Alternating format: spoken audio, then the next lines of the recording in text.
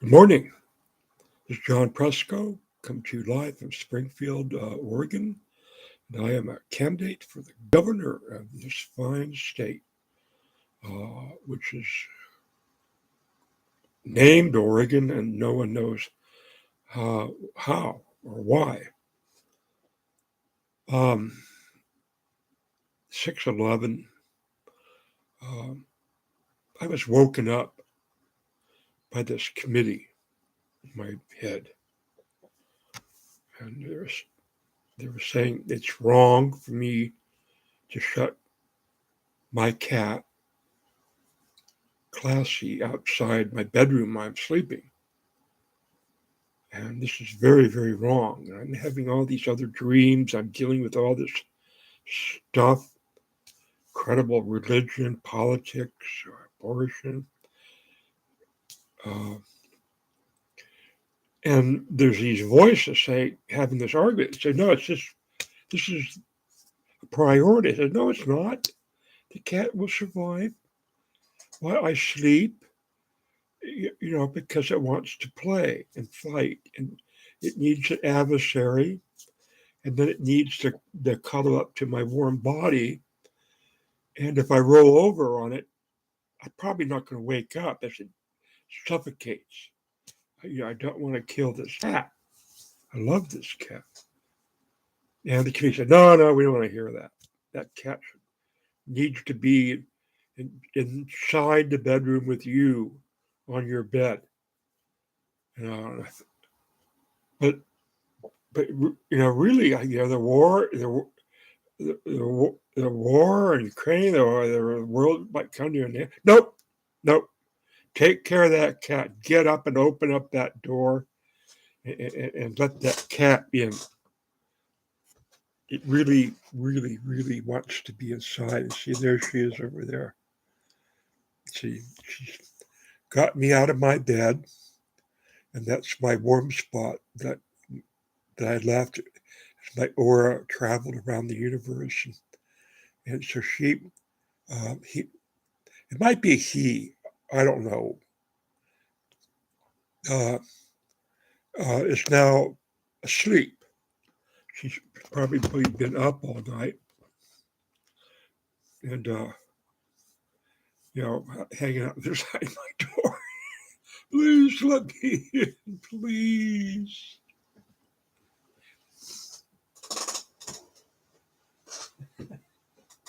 And now she's going to watch me on the computer.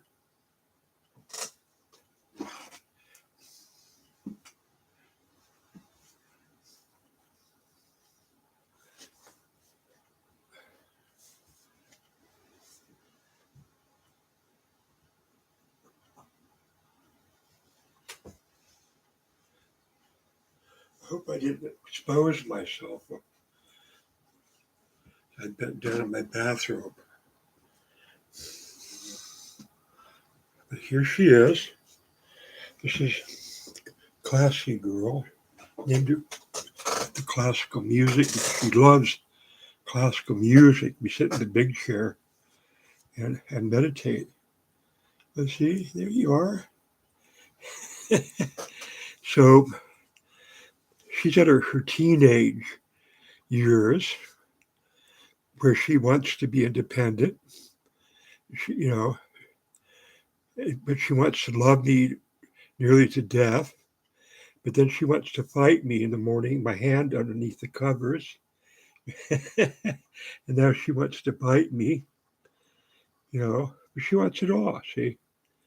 Just like we do. And look at it, she's just, see, that's the bite. Okay, John. So, 1994, I went to get a second psychic reading at the Berkeley Psychic Institute in Sacramento, because I lived out in Sacramento. I went to Berkeley the first time. And the seer says, you're sitting at this great oval oaken table with these other people, and behind you, it said, this is the Cathedral of the Souls. You're at the, we've got a seat, reserved seat at the Cathedral of the Souls. And standing back of you is this hooded figure, a brown friar's robe. And she said, "You know who that is?" I go, "No, I don't. Cathedral of Souls?" So I looked it up, and that has everything to do with the Rosicrucians. So uh, it's still vague. I wish someone would come forth and write more about it. Maybe I should check. Uh, but anyway, I've been trying to make up my mind whether to fill out this, finish filling out this questionnaire for politi- uh, political bios. And I just don't, I fear the recriminations. I feel uh, that I'm opening up myself to questioning and investigations and invasion of my privacy, and then crazed gunmen will look down the list and go after the person that looks like they're the betrayers of Donald Trump or whatever. The person that condones the murder of the unborn, who has to be eliminated because I made myself a target by running for the governor of Oregon. Have I just given very good reasons for not filling out this list and keeping a low profile? Yes, I have. And it's quite a dilemma and quite an order of things that I'd want to say on this site. I would want to mention John Wilson, the Puritan, the problems he had uh, coming to America with the Puritans, setting up being the head of the Massachusetts Bay Colony, being the head of the First Church of Boston, dealing with Anne Hutchinson and the first heresy breakaway church. So that qualifies me. But I believe when he ordered the Hutchinson group out, they weren't going to let them go with their guns. They're going to be put out of the fort, basically, where there were hostile Indians, and they got no way to defend themselves or make a living by, getting furs and pelts. So John Wilson was in a position, well, these people were my adversaries in every way. If I let them have their guns, they could become my competitors in the fur market, which they did. And I believe that this influenced the writing when the founding fathers wrote the Constitution and everything else. They had John Wilson in mind. Freedom of religion, there were witch hunts going on in Salem. Uh, John Wilson was on the cusp of that. Dealing with Anne Hutchinson was all he could handle. And Hawthorne handles this uh, moral dilemmas in The Scarlet Letter, where John Wilson appears. So being related to John Fremont, I have to say that. I have to say I'm related to John Wilson, John Fremont, Gladstock Rosemont defended the great Erasmus and the Spanish Inquisition. I got to make this historic stand and leave a historic document that basically I'm saying, I became a Republican because of the Great Divide. And now she's going to rest on my shoe. I'm at the computer, she'll lie on my slipper because she needs me. And I'm so empathetic towards her because she lives with a great man, see, great old wise Gregory. And she's got to be her own person. She's got to make her way. She can't let me dominate her. though I do. She knows it. So she's got the dilemma of every young person that's born on this planet.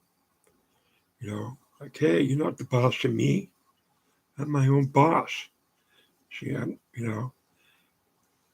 not only do I want love, I want to beat you. I want to whip your ass.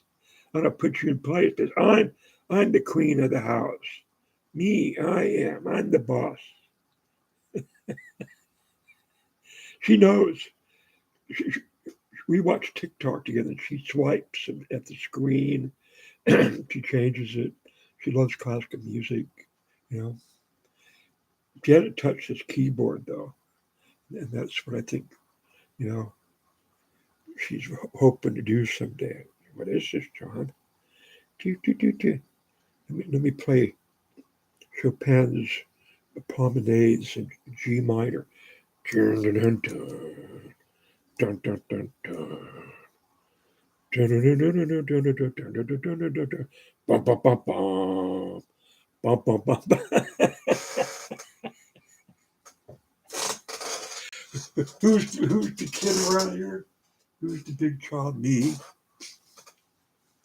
So, I'm going to claim the Republican Party and say basically, if you want to use it, you do a vote of consciousness here. If you're a Republican and you can't wait to row and weigh this reverse, so you can shock it to the Democrats, then go form your own party. Get the hell out of the Republican Party because you are going against John Fremont and the radical Republicans who are basically socialists, even Marxists and communists.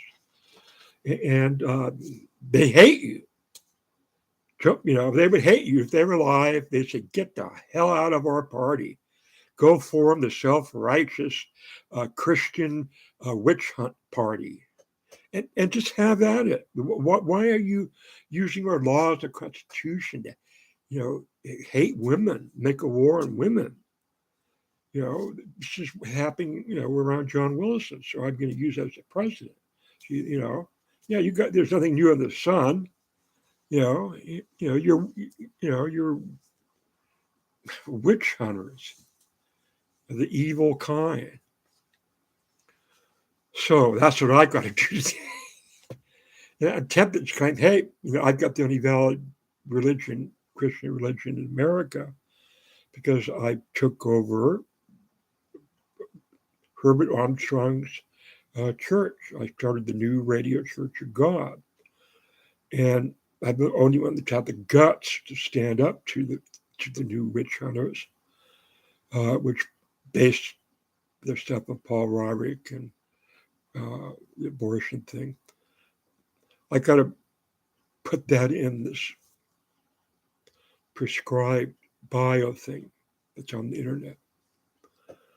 Got a lot to compress into a small package. Wow.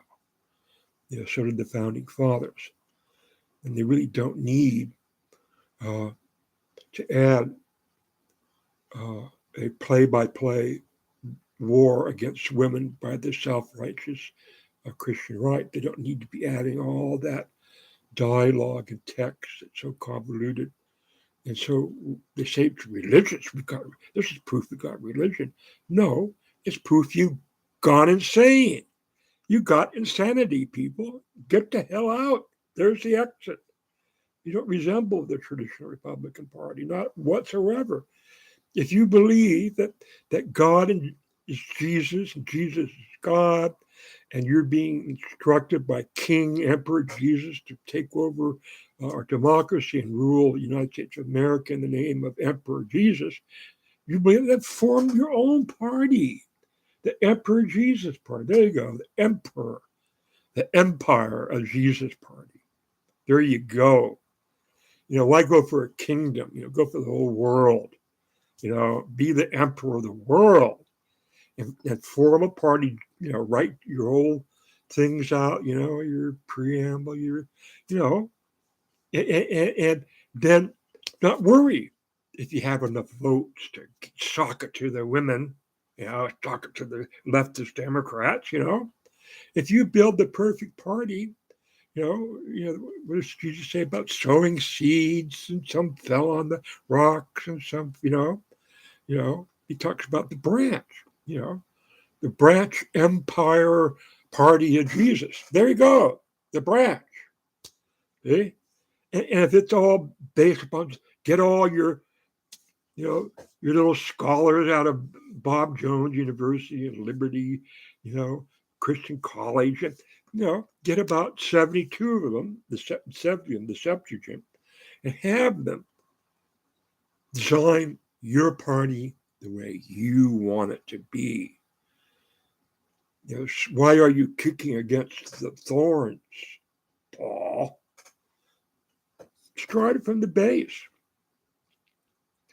And you go, oh, but yeah, we won't have that teeter-totter vote thing between the Democrats and Republicans. And we'll be taking votes away from our Republican candidates. No, don't have any Republican candidates. Just go for it. Right now. Do it right now. Build it, the field of dreams, and they'll come. Build the empire party. The empire party of God. Just in case people think that the Jews have a God anymore. It's impossible, people. In reading about Jesus hanging there on the cross, there's two guys on either side of him. One's chatting up a storm. They're having this conversation, this theological conversation, and they're a murderer and a thief, and they know just about everything about the Torah. The New Testament hasn't been written yet, but there it is. That's the first writing right there. Because they went back in time, people in the future went back to that precedent. Well, I think people are going to have some doubt about what we're doing with this story of the crucifixion. We need more witnesses here, Okay, put this guy in and put that guy in and the other side. Well, maybe we should have his mother be there. What do you think? Yeah, let's put his mother there, even though she's dead. She's got to be there. And then we'll put the only faithful disciple, Jewish disciple, John. Yeah, that works. This way we cut, the whole Torah laws of God and, Moses. Just cut that out, see, and deal with or not deal with the big crisis that was going on at that time when Jesus was born and John the Baptist was born, of an elderly woman whose womb was shut because of her old age, but she never had a child. It resembles Hannah. So she thought she would die without giving birth to a child of Zechariah, preferably a male. So they say that Mary, the mother of God, Jesus, these titles, was her cousin. Really? See, cousins are usually around the same age, right? Of course they are. Now you can say, well, she wasn't her cousin. If you're going to be a smart ass, Mr. Presco, we'll, cut you off at every turn, with more lies upon lies upon lies upon lies. The first lie is that Jews or that Jesus' brothers did not believe in his teaching. His new fangled, brand new teaching. What are you talking about? Where did he get this teaching? Did they from Rome, from Norway? How about the Finn people up there? Did they bring it down? On a Viking boat? You say, oh, okay, Mr. Jew guy, cousin of John the Baptist, here's your new religion. This is, we're of the future, We want your new religion to appeal to pagans and Gentiles, Well, that's just what I was going to do.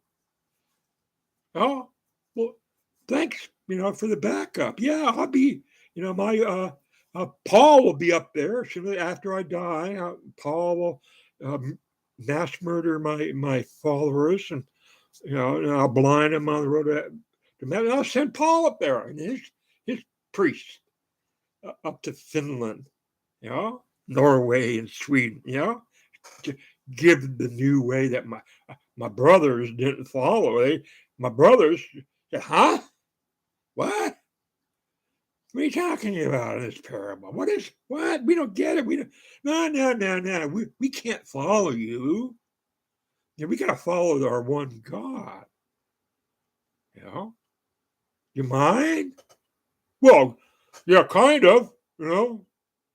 Maybe you just don't understand me. Maybe you just don't dig it. What are you talking about? We're steeped in the Torah.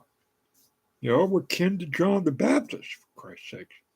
The Father served in the Holy of Holies. John was surrounded by priests. Of course, we're affected by that. Of course, we're not going to listen to you. You got this what? This new plan that you're going to be crucified and you're going to rise from the dead. First of all, you're going to be that replace the Yom Kippur scapegoat. You're going to be a human sacrifice, and then you're going to be dying for all the sins. And that'll negate all the temple sacrificing, the buying, and the little animals and birds that are put on the altar, and the blood. And, you're going to replace that, right? Oh, Jesus. You are whacked out, guy. That's all I can conclude. Anybody who has a brain and reads the Bible for the first time when they're 40 years old, and I wanted to buy it. See, I'd had a near-death experience. I was told by the broke psychics that I died, and I came back. And I went to therapy. I saw God and the kingdom of God. Yeah, I saw all that. And then I, tried to begin to read the Bible, and I go, huh? What? That can't be right. Well, look at that over there. No, that's not right. It's contradictory. See, that's the big brain. See, Donald Trump has a little cranium that flattens out like right here. That's why he puts the hair. See, and I've got like this much more brain than Donald Trump. You like the graphics, people?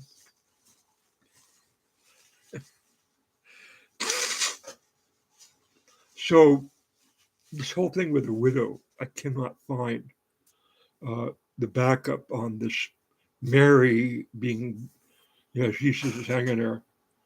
Oh, hi, Mom. You still alive? You had me when you were 45, and I'm 36, 38. And so you add that up. Life expectancy is 50 years old. Oh, you're still around? You're still alive? Wow. Who's been taking care of you since my father Joseph? Oh, I mean not my father. I mean my surrogate father, whatever the hell he was. I thought old Joe was. Oh, he died, huh? How old was he when he died? See, how old was he when you were enunciated? And and your child, and I was filled with the Holy Spirit after visiting John. How old were you? And how old was Joseph? And then he died, and my brothers and me were supposed to take care of you. What? Well, what the hell was I doing? Well, no one talked to me about taking care of my widowed mother. I would have done something for you. And now It's an afterthought when I'm just about ready to die. Oh, I better take care of my mother and have my only loyal disciple, John, you know, work his ass off to support my mother who just won't die. When is that old bag gonna die? How old is John? You what does he do for a living? Well, he apparently doesn't do anything but he's a beggar. Follow Jesus around his gang, begging. Go to that town with your bowl. They don't give you anything. Take your sandal off and blow the dust off it or something like that. But they didn't have a job. Jesus was supposed to be a carpenter. Here is right there in the lineage of King David, and you know he's a carpenter, and Joseph was a carpenter. You buy that? Oh, he was born the major. No, he's born in the second booth. You know, my you know Rosie says, "Oh, you sound so contradictory." Ha ha! I caught you. No, I'm describing contradictions, moron. I didn't invent contradictions in the Bible. And theologians, instead of believers and QAnon, who never read the Bible, you know,